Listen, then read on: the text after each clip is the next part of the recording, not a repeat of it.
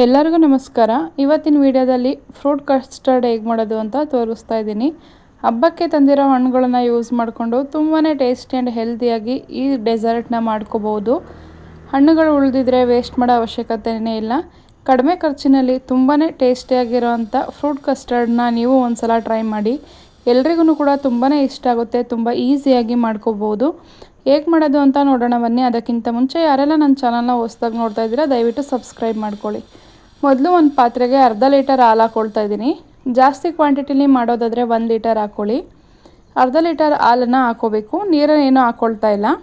ಈ ಕಡೆ ಒಂದು ಚಿಕ್ಕ ಬೌಲ್ಗೆ 3 ಸ್ಪೂನ್ ಆಗುವಷ್ಟು ವೆನಿಲಾ ಕಸ್ಟರ್ಡ್ ಪೌಡರ್ನ ಹಾಕ್ಕೊಳ್ತಾ ಇದ್ದೀನಿ.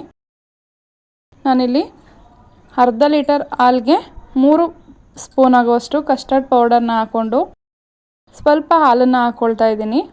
ಹಾಲನ್ನು ಹಾಕ್ಕೊಂಡು ಚೆನ್ನಾಗಿ ಮಿಕ್ಸ್ ಮಾಡ್ಕೋಬೇಕು. ಸಿಕ್ಕಿರೋವಂಥ ಹಾಲನ್ನು ಕಾಯೋದಕ್ಕೆ ಇಡಬೇಕು.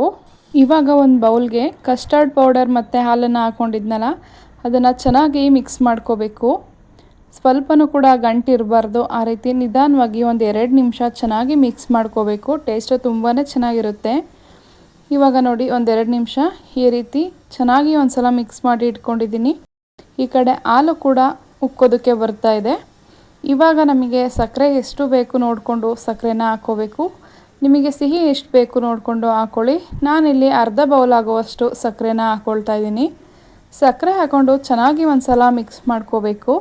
ಈ ರೀತಿ ಮಿಕ್ಸ್ ಮಾಡ್ಕೊಂಡಾದ್ಮೇಲೆ ಮೊದಲೇ ಮಿಕ್ಸ್ ಮಾಡಿ ಇಟ್ಕೊಂಡಿರ್ತೀವಲ್ಲ ಕಸ್ಟರ್ಡ್ ಪೌಡರ್ ಮತ್ತು ಹಾಲು, ಅದನ್ನು ಸೇರಿಸ್ಕೊಂಡು ಚೆನ್ನಾಗಿ ಮಿಕ್ಸ್ ಮಾಡ್ಕೋಬೇಕು. ಯಾವುದು ಗಂಟಿರಬಾರ್ದು. ಆ ರೀತಿ ಒಂದು 2 ರಿಂದ 3 ನಿಮಿಷ ಮಿಕ್ಸ್ ಮಾಡಿಕೊಂಡು ನೋಡಿ, ಈ ರೀತಿ ಕಸ್ಟರ್ಡ್ ಪೌಡರ್ ಹಾಕಿದ್ಮೇಲೆ ಸ್ವಲ್ಪ ಗಟ್ಟಿ ಕನ್ಸಿಸ್ಟೆನ್ಸಿ ಬರುತ್ತೆ. ತುಂಬ ಗಟ್ಟಿ ಮಾಡ್ಕೊಳ್ಳೋದಕ್ಕೆ ಹೋಗಬಾರ್ದು. ಈ ರೀತಿ ಮೀಡಿಯಮ್ ಫ್ಲೇಮಲ್ಲಿ ಇಟ್ಕೊಂಡು ಸ್ವಲ್ಪ ಒಂದು ಕುದಿ ಬರ್ತಾ ಇದೆ ಅಂತ ಅಂದಾಗ ಸ್ಟವ್ನ ಆಫ್ ಮಾಡ್ಕೋಬೇಕು. ತುಂಬ ಗಟ್ಟಿಯಾದರೆ ಚೆನ್ನಾಗಿರಲ್ಲ. ಇವಾಗ ಒಂದು ತಟ್ಟೆ ಅಥವಾ ಒಂದು ಪ್ಲೇಟ್ಗೆ ಹಾಕಿ ಇದನ್ನು ಫ್ರಿಜ್ಜಿಗೆ ಇಟ್ಟು ಕಂಪ್ಲೀಟಾಗಿ ಕೂಲ್ ಮಾಡ್ಕೋಬೇಕು. ಬಿಸಿ ಇದ್ದಾಗ ಫ್ರೂಟ್ಸ್ನ ಹಾಕಿದ್ರೆ ಬೆಂದಂಗೆ ಆಗೋಗ್ಬಿಡುತ್ತೆ, ಟೇಸ್ಟ್ ಚೆನ್ನಾಗಿರಲ್ಲ. ಈ ರೀತಿ ಕೋಲ್ಡಲ್ಲಿಟ್ಟು ಚೆನ್ನಾಗಿ ಕಂಪ್ಲೀಟಾಗಿ ಕೂಲ್ ಮಾಡ್ಕೊಂಡಾದಮೇಲೆ ನಮಗೆ ಯಾವ ಫ್ರೂಟ್ಸ್ ಇಷ್ಟ ಆಗುತ್ತೆ ಆ ಫ್ರೂಟ್ಸ್ನ ಹಾಕೋಬೇಕು. ನಾನಿಲ್ಲಿ ಸೀಬೆಹಣ್ಣು ಮತ್ತು ಕಪ್ಪು ದ್ರಾಕ್ಷಿ, ದಾಳಿಂಬೆ ಹಣ್ಣು, ಬಾಳೆಹಣ್ಣು, ಸೇಬು ಇದಿಷ್ಟನ್ನು ಹಾಕ್ಕೊಳ್ತಾ ಇದ್ದೀನಿ. ಮಾವಿನ ಹಣ್ಣು ಕೂಡ ಹಾಕೋಬೋದು. ಟೇಸ್ಟು ತುಂಬಾ ಚೆನ್ನಾಗಿರುತ್ತೆ. ನಿಮಗೆ ಯಾವ ಫ್ರೂಟ್ ಇಷ್ಟ ಆಗುತ್ತೆ ಆ ಫ್ರೂಟ್ಸ್ನ ಕಟ್ ಮಾಡಿ ಈ ರೀತಿ ಸಣ್ಣ ಸಣ್ಣದಾಗಿ ಕಟ್ ಮಾಡಿ ಸೇರಿಸ್ಕೋಬೇಕು. ಇದೇ ರೀತಿ ಫ್ರೂಟ್ ಸೇರಿಸ್ಕೋಬೇಕು ಅನ್ನೋ ರೀತಿ ಏನಿಲ್ಲ, ಯಾವುದಾದ್ರೂ ಕೂಡ ಸೇರಿಸ್ಕೋಬೋದು. ಆದರೆ ಈ ರೀತಿ ಸಣ್ಣದಾಗಿ ಕಟ್ ಮಾಡಿ ಹಾಕ್ಕೊಂಡ್ರೆ ಟೇಸ್ಟು ತುಂಬಾ ಚೆನ್ನಾಗಿರುತ್ತೆ. ಇವಾಗ ಫ್ರೂಟ್ಸ್ನೆಲ್ಲ ಹಾಕಿದ್ಮೇಲೆ ಚೆನ್ನಾಗಿ ಒಂದು ಸಲ ಮಿಕ್ಸ್ ಮಾಡ್ಕೋಬೇಕು. ಫ್ರೂಟ್ಸ್ ಜೊತೆ ಕಸ್ಟರ್ಡ್ ಮಿಲ್ಕ್ ಕೂಡ ಚೆನ್ನಾಗಿ ಹೊಂದ್ಕೋಬೇಕು. ಆ ರೀತಿ ಒಂದು 2 ನಿಮಿಷ ಮಿಕ್ಸ್ ಮಾಡಿಕೊಂಡು ಇವಾಗ ಈ ರೀತಿ ಚೆನ್ನಾಗಿ ಮಿಕ್ಸ್ ಮಾಡ್ಕೊಂಡಾದ್ಮೇಲೆ 15 ನಿಮಿಷನಾದ್ರೂ ಫ್ರಿಡ್ಜಲ್ಲಿ ಇಡಬೇಕು.